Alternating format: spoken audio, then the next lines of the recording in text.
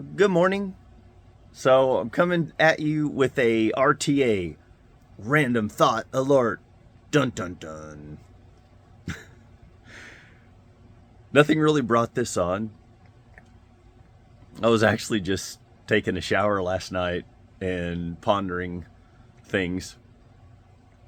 And I got to thinking about something. And I haven't even seen or heard this statement in actually quite a while, so it really is truly random.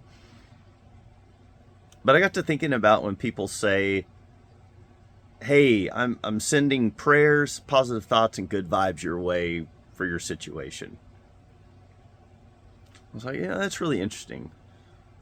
The way we speak, oftentimes, and because at the end of the day, the way that I see it, there's no real substance in sending positive thoughts and good vibes. It's like, hey, okay, whatever.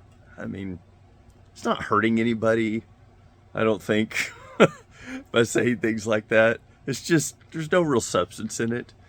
I guess we say a lot of things or do a lot of things where there's no real substance. So this isn't about like, oh, this is bad or something. I just find it interesting. That's all I'm saying. Um, but a story kind of came to mind as I was thinking about this. I thought, well, what if I was talking to a friend and that friend was going on a treasure hunt? And let's say on that treasure hunt, the most exquisite treasure that you could find on this particular hunt would be a 5 pound gold bar. And so I say to this friend, hey, I hope you find the 5 pound gold bar. And man, I also hope you find a crusty, rotten old stick and a rusty piece of baling wire. So awesome! Go get it. And but I say it to him actually like serious, like I mean it. Man, I hope you find that 5 pound gold bar and a crusty rotten old stick and a rusty piece of baling wire and go have a great time. Saying it with all seriousness. And you wonder, what's he thinking? Hearing something like that, like, okay, thanks, man. So I wonder, what does God think about things when we talk like that? And I think maybe this thought came from just pondering his glory and his value. And do we really recognize that in him? I think we easily recognize that in other things. If for instance, if we were sitting before a briefcase with $1 million in it, and then over here there was a $5 bill, I mean, we would absolutely assign so much more value to the case with the $1 million. And we'd hardly even look at the little $5 bill over here. So there's things like that it's just like, oh yeah, obviously this has huge value, a lot of glory and awe tied to this over here. But it just seems like we rarely assign that type of value to the things of God. Just oftentimes get wrapped up in life, get wrapped up in chasing other things, and we start putting our attention towards those things and da da da da da. But another way of looking at this, I thought, well, okay, let's say I was going to take some kind of lessons, right? And something that I wanted to learn. And so I go to somebody that's, let's say, world renowned, like the person that you go to if you want to learn this particular thing. And so I go to them and I take the lesson and I finish the lesson. And at the end of that, I say, you know what, thank you so much.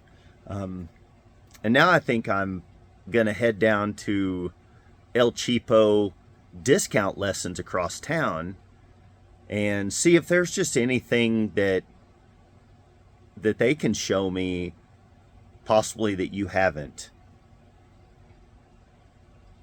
And so you can imagine the look on the person's face, like,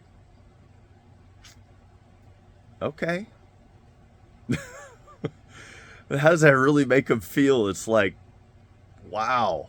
I mean, you do recognize that I really am, like, truly, it's earned and deserved.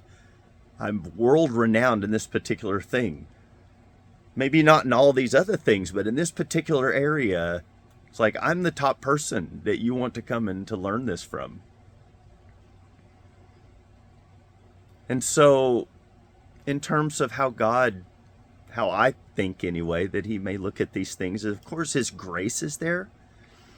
And oftentimes when we do these kinds of things to him, I think it's maybe even more often than not, it's just him saying, okay, there's probably some grieving there, but maybe there's like, well, this is part of the process. They have to go get their fill of El Cheapo discount and go chase that.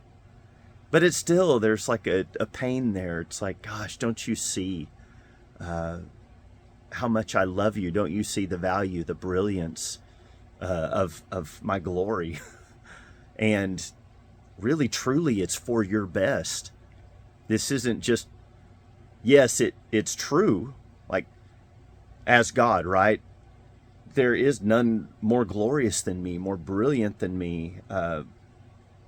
There's none lifted higher than me. It just is. It's just a fact. It's just the truth. This isn't an ego thing. It's just true.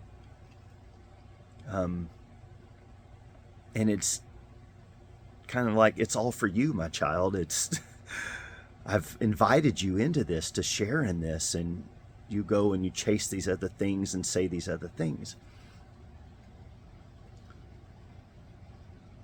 And then oftentimes I think it's like what is it, Matthew 16, I think? I'm trying to remember. Anyway. But where he says things like, do you not yet understand these things that I'm telling you? Probably a little bit of both. But anyway, just a random thought, kind of a long random thought, but hope you enjoyed it. I'll see you next time. All right, take care.